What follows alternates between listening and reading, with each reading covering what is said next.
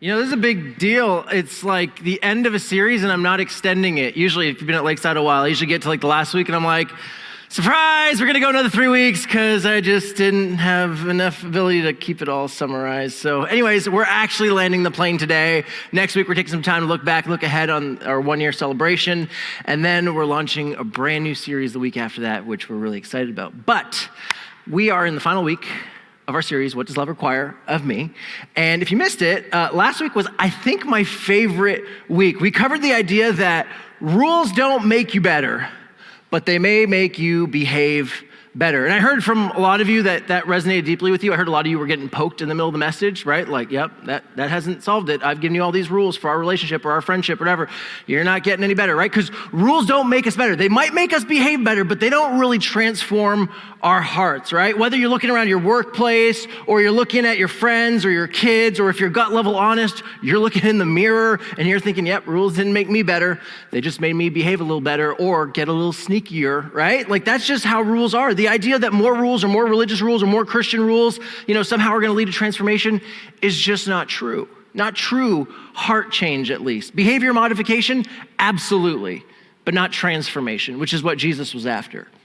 I was reading this week, one author was pointing this out, not just on a personal level, but on a global scale. The way that even when religious rules invade a public space or on a national level, it still struggles to transform. Here's how Richard Rohr says it. The fact that two great wars emerged in a Christian Europe filled with churches and theology schools needs to be examined.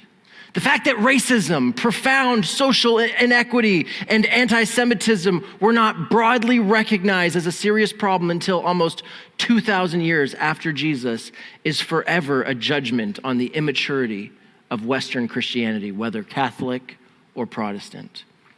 Communism often emerged in formerly Christian cultures where social injustice had not been addressed in any serious way.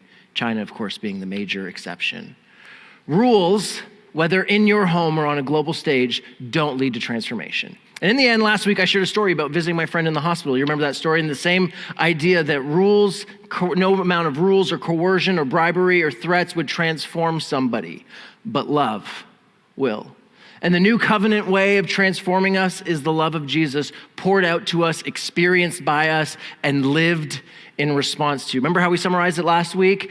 Jesus followers don't live in response to rules. They live in response to love. Jesus followers don't live in response to rules. That's old covenant. We live in response to love, the love of God. And our greatest hope for transformation is not that people get the rules. It's that they and we experience this radical, reckless, never-ending love of Jesus. As we walk in the love of God, as one of my friends used to say, we can then give it away. So that's where we got last week. Now, along the way, we've tackled a lot. It's been an intense and fun 3 weeks. Bravo if you made it this far. And for our final week, you might be asking, I said we're gonna get really practical. You might be asking the question like, how do we do this? How do we actually make this happen? How do we actually prioritize love? Mark, it sounds nice in a series, what does love require of me? But clearly, in life, this is harder to live out, right? We are faced with millions of decisions every day. We got all kinds of pressures, competing demands. We got things expected of us at work and different things at home and aging parents and demands with kids and disagreements with roommates and seemingly unreasonable demands from your parents or pressure at school, right? And I get it, right? We all have complicating factors. We all have messy families and work challenges and unexpected changes that are happening all the time. So today what I want to do is kind of in 2 parts, okay? I want to first share a passage of scripture that's been immensely helpful to me, and I think it'll be helpful to you as well to help you prioritize love. And then the second part, we're going to take the 3 biggest questions that we received throughout this series, and we're going to tackle them a little bit before we land the plane and end the series. You good with that? Great, here we go. So to start, a passage that has, is going to help us prioritize love in the midst of chaos. It is from the book of James, chapter 4, verse 13. Love for you to turn there if you have it on your device or, paper Bible, however that is. But if you don't worry, it's going to be on the screen, okay? James 4:13. And remember, James is a New Testament author. And remember, what are the New Testament authors doing in all their writing? They aren't adding to Jesus's great command. They're applying it. Everything that they tell people to do is not some new things like, yeah, Jesus said love as he's loved you, but let me give you 7 more things to do. No, they're actually applying. We said, hey, if we're gonna do this, it's gonna look like this, and we should probably do this, and we should probably do that, right? Like they're applying the great command. They're not adding to it. So James 4:13, we're gonna see this in real life. Here we go.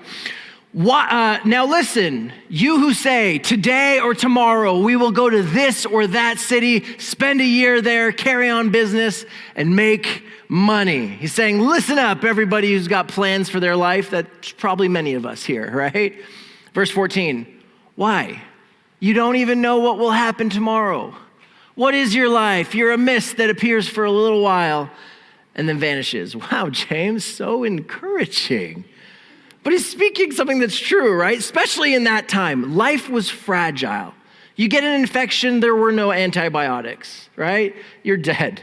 You get attacked by the Romans, you're outnumbered, you're done. He's stating the obvious. Life in the first century was fragile. They would see people die all the time. He was something they knew and they saw and experienced regularly in that world. And it's something that's just as true for us today as it was back then, but in a lot of ways, we're a bit more sanitized from it. I was talking with someone who used to work in the funeral industry, and he said, Mark, like 75 years ago, we had a very different view of death because there were no funeral homes. The funeral home was your home. When someone died, the body was literally like on the couch or in the bed. People would come to the house quickly because, things would start to smell, but like kids were just playing and there were bodies in the house, or they'd go and visit a family member and there's a body in the house. Like the idea that life is fragile, we're a bit more separated from it, but it's just as true. And we see this and we know this when tragedy strikes. So James gives them this word picture that's just as applicable today to remind them of this reality. He says, your life is a mist. You appear for a little while and then vanishes. Imagine, taking your kids to the spa, going into the sauna. I tie sauna into every sermon, I feel like, right? You just grab the water in the ladle and you throw it on the rocks and it's just like a mist for a second and it's gone. You're like, kids, that's what life is like. Here one moment, gone the next. And it's just like deer in the headlights, like, Mom, Dad, what do you say, right? Like, but that's what he's saying. He's just calling it out. He's like, life is fragile, okay? Talk about that. Now, he says this, he says, so why are you planning about tomorrow, right? You're a mist that appears for a little while and then vanishes. Now, if you're a teenager here today and you're hearing this and you're hearing this idea of like, why are you planning with your life, right? Like you're like, all this idea of making plans, what's the point? You could be dead tomorrow, right? So if you're a teenager, you're thinking like, there's a Bible verse that says that making plans is evil, right? You're thinking the next time parents tell you that you have no vision for your future, or the next time they ask you what your plans for your future are, you should just be like, Mom, Dad, I've been reading my Bible and I learned making plans is futile because life is a mist. And even more, if you skip ahead to verse 16, here's verse 16.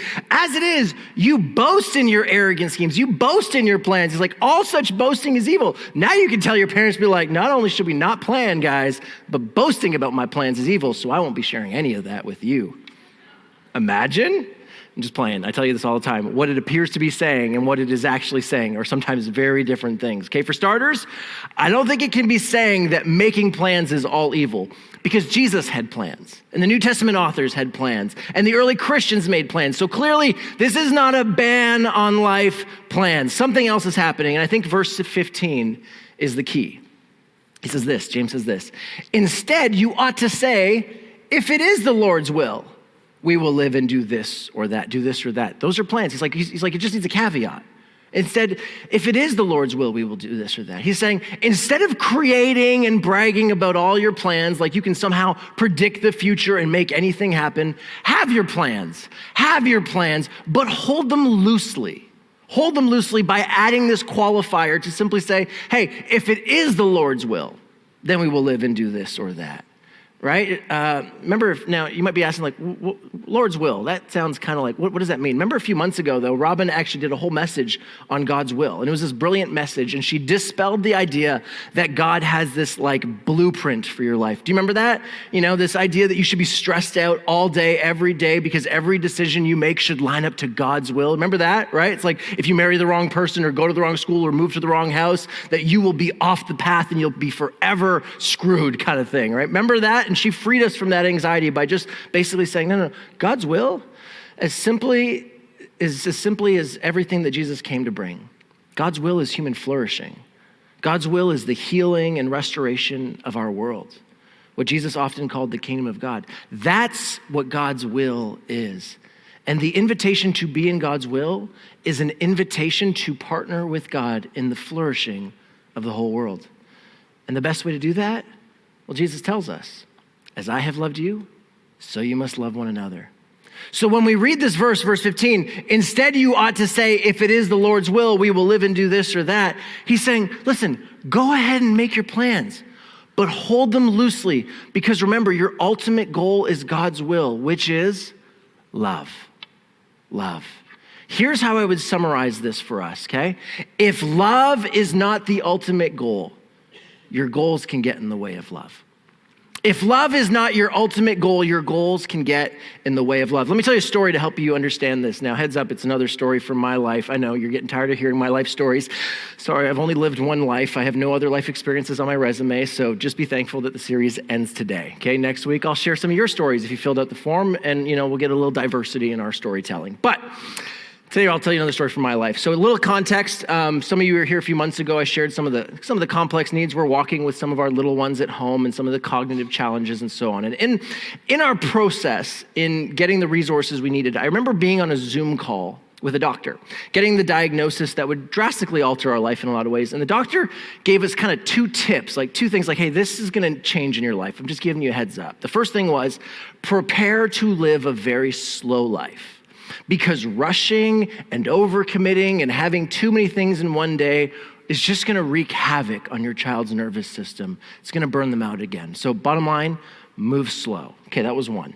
The second thing was they're like, prepare to take everything you've learned about raising children, rules and discipline and escalating consequences. I call it the 'cause I said so parenting model, okay? And I'm an expert in it. It runs deep in my bones, okay? And they're like, just get ready to kind of throw that all away. That will not work with your child. That kind of powering up will just throw your child's nervous system into fight or flight. Now for Trifina, that was no problem, right? That spoke to everything she'd been sensing and already kind of living, with our kids since they were young. But for me, let's just be honest. Old ways die hard, right? Like my go-to, like when I'm pushed up against something is like, 'cause I said so, right? For me, I'm like, well, what do you mean? Like, how does one parent without the 'cause I said so and do it now or else and the escalating consequences? Like, how am I supposed to parent, right? Like, did they tell Picasso no brush? The mechanic, no wrench? The preacher, no sneakers? They tell Robin no stilettos? Right? I'm like, how am I supposed to parent without those tools? Long story short, I began to read, and with Trifina's help, and rethinking parenting and philosophies of parenting and learning what it actually means to partner with your children. And Tri's been doing such a great job of teaching our kids to listen to their bodies and teaching me to listen to them, listening to their bodies, and trusting that they know what they can handle and what they can't, and that they will find a way to communicate to us. And I gotta be honest, I remember reading a whole bunch of different books, and Dr. Ross Greene has this line that I was really skeptical about. He said, but then I began to realize he was right. He said, children do well when they can. Children do well when they can. And when they can't, something else is going on. So anyways, I'm in this growth edge. I'm realizing I'm learning to love my children well. I need to move slow, listen to them, trust they know what they can and can't handle. This is what love is requiring of me. And that's my growing edge. And I'm not perfect by any means, but I'm trying. So that's the context. Okay, you got the context now. So with that said, we also have a non-typical work schedule. I work Saturday nights, I work Sundays. Like it's chaos on the weekends. And I'm not complaining, that's just my reality. And it has this unique gift in my world called Mondays. Mondays, I'm off, completely off. I don't go to work, don't go to the office, don't check my phone, nothing. And so a few weeks ago, I'm looking forward to our Monday off, because I've shared, for 6 months, one of our kids wasn't in school. And so Mondays were not calm for a long time. And so I'm finally like, kids are back in school. Some of you have been asking, like, things are going well. Like we're seeing healing, which is great. And so I'm looking forward to this Monday. I'm really, really excited. This particular Monday, it looks like we got nothing on the agenda. And I start planning, right? I'm like, okay, we're gonna drop the kids at school. We're gonna go for this nice forest hike. It's gonna be awesome, fresh, cold air. And then what's the best after a winter hike? Sauna. So I text my buddy Jonathan. I'm like, hey bro, can I use your sauna this afternoon? He's like, no problem, man. Just text me 20 minutes before. I'll get the heater on for you and everything. I'm like, Trifina, we're gonna go for a walk. Maybe we'll go for lunch. Then we'll go sauna. Then we'll pick up the kids. It's gonna be a great day. I got this plan. Imagine. So that morning I wake up, get things prepped for school, pack lunches. I go to wake up the kids. And in hindsight, I can kind of see like, okay, like we weren't that slow on the weekend. And so it all makes sense in hindsight. But in the moment, nobody's doing hindsight, okay? So I go to wake up the kids, and one of my kids just informs me like, I can't do school today. I won't tell you what I thought in that moment. But I eventually just toned it down. I was like, oh, no, it's Monday. You're going to school. And he's like, no, I just can't do it today. And I was like, no, it's Monday. You're going to school. It's like, no, I can't do it. And I'm like, oh, yeah? Well, no screen time then. They're like, oh, okay, no screen time. But I'm like, for a week. I'm like, yeah, but right now things are escalating, right? My nervous system's going up. Their nervous system's going up, right? And then I'm like, a week, right? It's like, doesn't faze them, right? Like, a month. Trevina comes in. She's like, can I talk to you for a second? She's like, we don't parent this way. What are you doing? Powering up, escalating consequences? Like, do you see what you're doing? Remember, we're learning to listen to our children and teach them to listen to their body. Like, you are not doing that. And I'm like, but Trevina, it's Monday. They need to go to school. You know what I was actually saying? It's Monday. I need to go to the sauna. That's what I got in my plan. And this is messing with my plan. You know what my goal was? My goal was sauna. And I wasn't holding it loosely. I wasn't okay with the mist of life. I wasn't okay accepting the fact that life happens and that love required a changing of plans, because I was locked into my plan, come hell or high water, and I was gonna go to that sauna. And when the plan was the ultimate goal, that goal got in the way of love. If love is not the ultimate goal, your goals can get in the way of love. It's wild how it sneaks in, isn't it? By the way, we didn't sauna that day. And I don't think I'm the only one that struggles with this. It can sneak in the tiniest, most imperceivable ways, but also in ways that are obvious to everyone else around us except for us. Just think about it. Think of the number of times you've spoken to someone, a spouse, a child, their family is moving because a new, better, higher paying, higher status job came along. And even though the family was finally feeling settled and safe, the friends were finally being made, the career goals trump the relational health of the family, and they're moving. You see it at the sports field. The parent who has an idea of what their child needs to accomplish, and that goal has become so big, they speak to their child in the most unloving of ways. You see it in the marketplace, right? Decades-long friendships ruined, burned, backstabbed because they got a business opportunity, and the opportunity was more important than the friendship and the love. If love is not the ultimate goal, our goals can get in the way of love. You've probably experienced it in school. A childhood friend no longer hangs out with you, no longer texts back because they became friends with someone more popular, and their goal was popularity, not love. Or marriage. How many marriages have ended because someone had a preferred future in mind, and when the financial situation didn't pan out, or when they found out we weren't able to have kids, or when someone accidentally got pregnant, after you both swore you were done, you grab onto the plan, you grab onto the preferred future, trying everything to control the future, and love gets left behind. Or maybe it's the medical diagnosis they got, or the childhood trauma they experienced is having unexpected impacts on the most intimate areas of your marriage. It's not the sex life you pictured. So many things can play out differently than we planned in relationships and marriages. Bottom line is, life is unpredictable. It's fragile. It's like a mist. Our plans can vanish in a moment. And if love is not the ultimate goal, when the mist occurs, you will either be holding your plans loosely and choosing the way of love, or you will grab onto the plan and feeling like, come hell or high water, I am getting there, I'm getting that, I'm accomplishing this. And that's when we lose love. If love is not the ultimate goal, our goals get in the way of love. So James is saying plans aren't bad, but the arrogance of thinking that you can accomplish whatever you put your mind to leaves out the fact that life is fragile. So James is saying, so don't ever forget God's will. Don't ever forget that love is your ultimate goal. That way, when the finances change, you can pivot. When there's a stroke and you can't be out of the house for more than an hour, you can pivot. When you get the news that they're going to need support, it's not a wrench in the plans. You can pivot because love was always your ultimate goal. This is such an important posture shift because so many say, yes, love is more important, but never take the time to actually reflect and realize that they say they prioritize love, but there's actually some future vision or plan that actually holds greater priority, and it is subversively taking over. So I'd love to just pause here for a minute before we get into the questions and just ask the Holy Spirit, are there areas in our life where we say we're being loving, but if we're gut level honest, there's a preferred vision of the future that we're holding on more tightly than love, something we would not be willing to hold loosely for love? Let's just be still for a moment and see how the Holy Spirit might speak to us.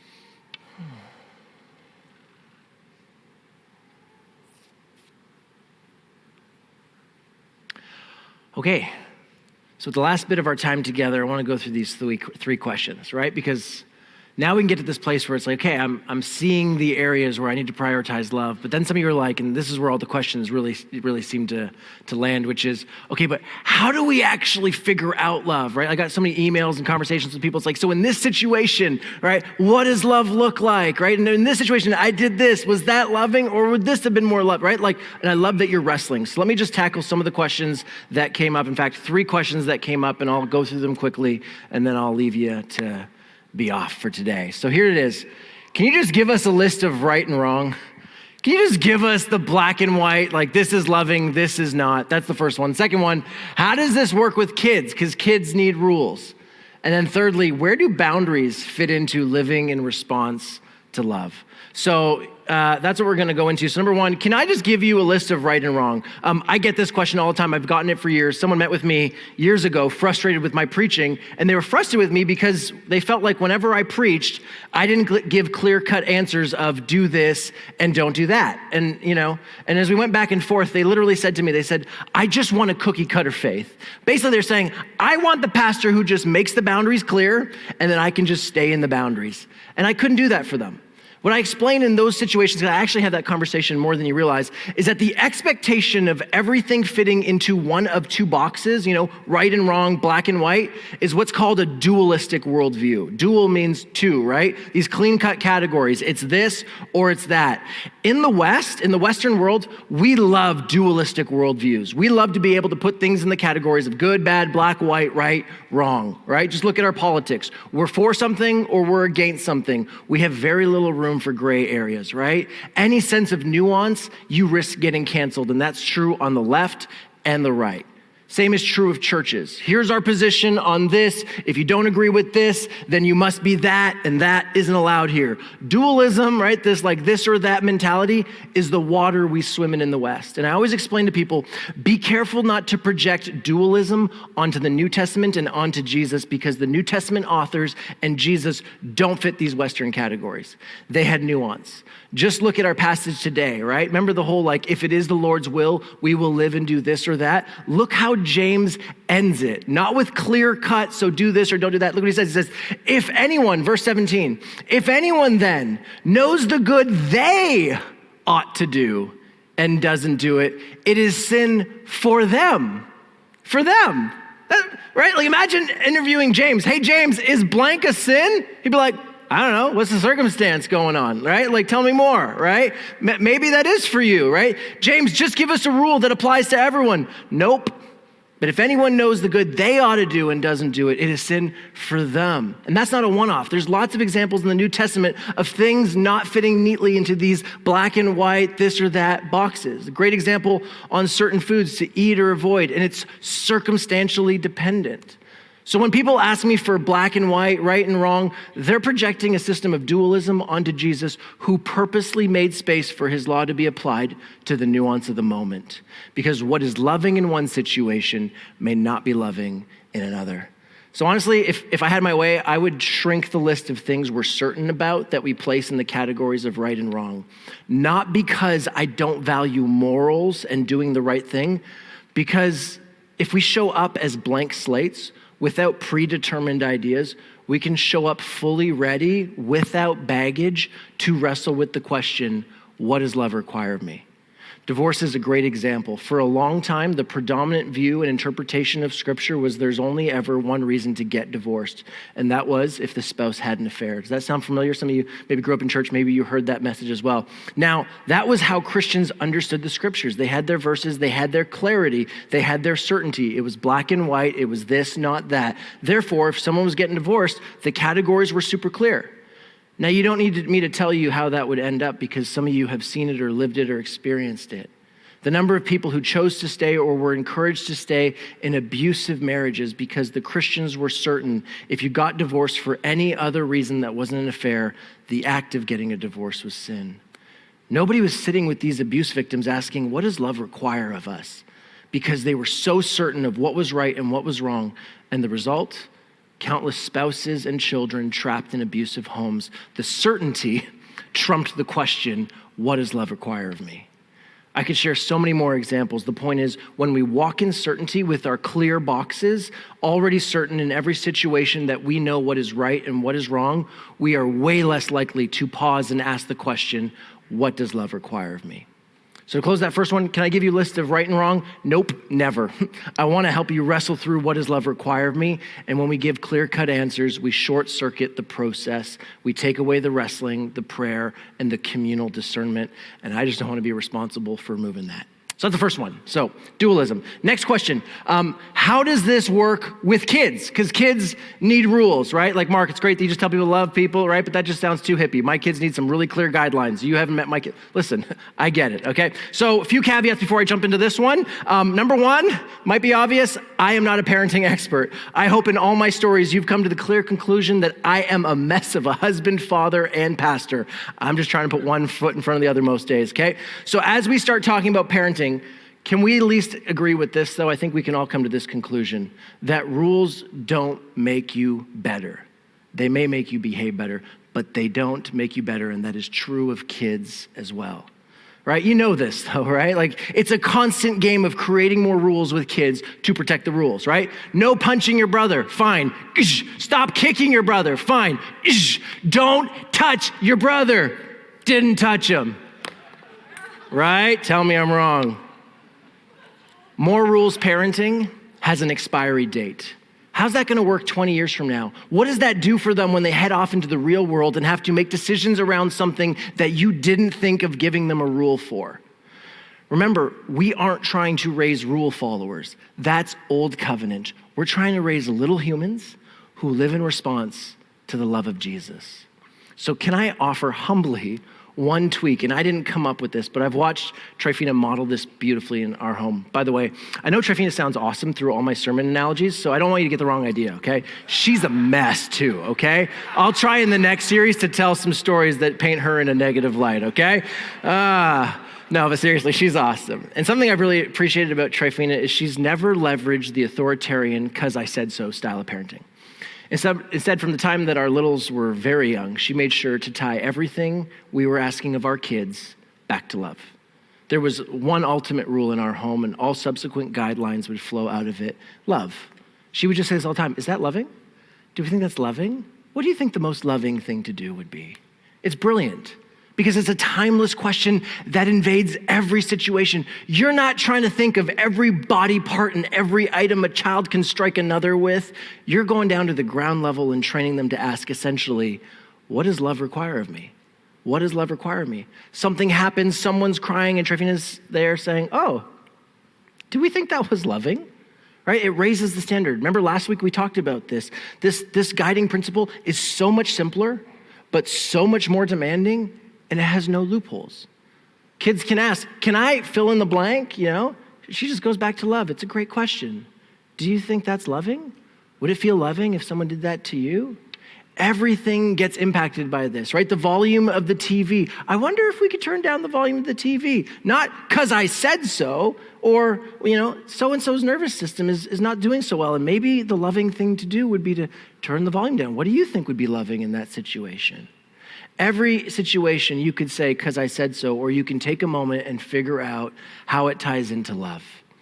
Often it's actually the same behavior, but if we take the time to show them everything we do is in response to love, it'll serve them 60 years from now. It doesn't have an expiry date.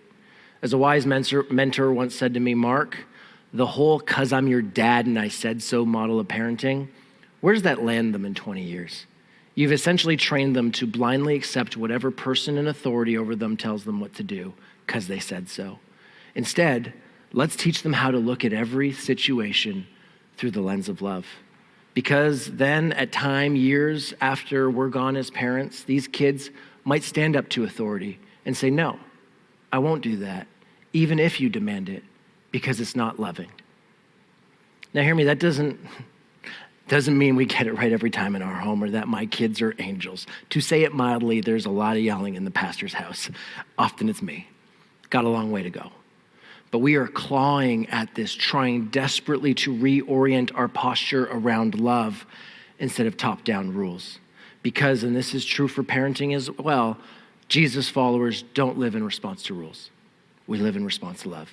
And we figure, why not start teaching our kids that now? Last question. Where do boundaries fit into living in response to love? I got a bunch of questions about this that had this theme, but Julie, who emailed me, actually gave me permission to share her question and her name. So Julie, thanks for that. Here's Julie on the boundaries question. I love how honest this is. You'll resonate with this beautifully. Here it comes. My church baggage has taught me that it is always loving to put God and others before myself. What that has looked like for me: overcommitment at church, exhaustion, feeling like I'm never giving enough, serving enough, feelings of selfishness for resting or doing something that only serves my desires. Doesn't that run deep for so many of us, especially if you grew up in church, right? Like, Jesus died for you, so go and give your life for everybody else, right? And I get that. I've lived that. I've shared my story of burning out and how messy that was. And so she's asking the honest question, which is, so where do boundaries fit in? Like sometimes it's like, I know it's the loving thing, but I also what is self-care? How does that tie into it? So a few things, remember, this could be a whole message. So I'll just give you a few quick things on this. First thing, if you want to know what Jesus meant by what Jesus said, look at what Jesus did. So when Jesus says, love as I have loved you, it's like, okay, so let's look at his life and see how he lived that out, right? And, because usually when we hear that, we think, well, Jesus died on the cross, so go and die for everyone else. But when we look at how he lived this out, first off, he didn't sacrifice his life at the first opportunity. If you were here when we went through the Luke series, there's a story in Luke, I think it's chapter 4, where this crowd comes out with clubs and they're pushing Jesus towards a cliff to kill him. And you know what Jesus does in that moment? He doesn't think, all right, I'll give my life, or you just throw me off the cliff. No, he literally, supernaturally walks through the crowd, and escapes them. What does Jesus do? Jesus uses everything within his power to escape danger, abuse, and death. Jesus used everything in his power to escape danger, abuse, and death in that situation. You may be in a situation where packing a car in the middle of the night, or calling the police, or calling a lawyer, or calling a friend, or calling a pastor may be using everything in your strength to protect yourself or someone you love. Did you have a category for that? Because Jesus did. You don't need to stay with toxic, violent, or abusive people. There are also times where Jesus seems to stick with people beyond what others thought he should. And you may at times feel the same thing through the Holy Spirit, inviting you to stay somewhere. Remember, it's not clear-cut. Both are categories of Christ-likeness. That's where reflection, prayer, and community, and I can't stress community enough, become such important parts of the discernment process. To the question of self-care, again, if you want to know what Jesus meant by what he said, look at what Jesus did. There are times Jesus is in a crowd, he heals a few people, and then he leaves, and there's still unhealed people that are there. And he goes off to the desert to pray and rest. There were people in need. He had the ability to help, but he took time to tend to his body and soul instead. There are other times Jesus is on his way to rest and a crowd of people show up. And instead of saying, I'm actually here on vacation, why don't you come back in a week? He changes plans, redirects his disciples, and they take care of those people. There are categories for both self-sacrificing love and also self-care. Again, reflection, prayer, making room for the Holy Spirit to speak, and good community are so important in discerning what God may be inviting you into. But But here's the good news. You don't need to live with like paralysis and fear of getting it wrong. Whether you choose helping or resting, you can rest assured both those behaviors are behaviors Jesus took part in. So in the end, just pick a lane and learn from it. Now remember, last two things I'll say on this is, again, this could be a whole sermon, so just some other places you might want to dig. First off is a great book on this topic, Boundaries, by Henry Cloud and John Townsend. It's a classic, and it just is so good. And so many people have read it in this community, and I can't recommend it enough. That may be helpful. And then the last thing I'll say on this question is, realize there is such a thing as doing something loving for unloving reasons. The Apostle Paul actually addresses this. He says, you can sell all your possessions and give it to the poor and yet not be doing it from a place of love. And he says, and if that's you, you're a clanging gong. I'm like, you're a gong show. That's basically what he's saying, right? So basically being reflective and asking, why am I doing this? Is it because it's a response to the love of Christ or because I'm just too scared to say no? On the outside, it might look loving to everyone else, but really it's just codependency on the inside. And so making space for yourself to process that, and I've heard from a lot of Lakesiders, Celebrate Recovery has been an incredible place to unpack the codependency and the ways that they were serving and giving, but also not from the right place. They weren't from a place of love. They were insecurity or scripts from the previous things that have happened in their life or family or trauma and on and on. So CR is a big one. Monday nights at 7. I can't recommend it enough. Feel free to look into it or reach out to one of our pastors for more info. The other one is just chatting with people who've sat down with a therapist, had someone ask really great questions and be able to reflect on why they do what they do. But it is possible to be doing all these loving things and not be doing it from a place of love. So slow down and ask the question, why am I really doing this? Okay, we've reached the end of the series. And if you're feeling like, Mark, none of that helped me figure out exactly what to do in situation X, that's perfect, because certainty is never my goal. Now we get to do the fun part and spend the rest of our lives wrestling with the Holy Spirit, sitting quietly, journaling, taking a prayer walk, sitting with friends and family, and asking and wrestling with this question, what does love require of me? As you head out, friends, let me give you a few instructions. If you're new, stop by guest services, grab some coffee or loose leaf tea, or text the number on the screen. Our prayer teams are up at the crosses, and feel free to say hi to us in the hallway. I'd love to put a face to a name. And can I do something that I don't often do, but I grew up with this posture in my church? Would you stand with me? I'd love to bless you. It's this practice I grew up in a church. It's called a benediction. It literally is just two words, benedicte, right? To speak good word or speak blessing over you. And as I was thinking about us as a church and as we try and live this out, remember, it is never in our own strength. It is only as we experience the love of God that we can then live it out and give it away. And so if it doesn't trip your weird meter, feel free to hold your hands out as a posture of just receiving this. And I just want to bless you that this question, what does love require of me, may lead you to experience how wide and long and high and deep is the love of Christ. And to know this love that surpasses knowledge, that you may be filled to the measure of all the fullness of God and give it away to everyone that you meet. Have a great week, friends. We'll see you next week.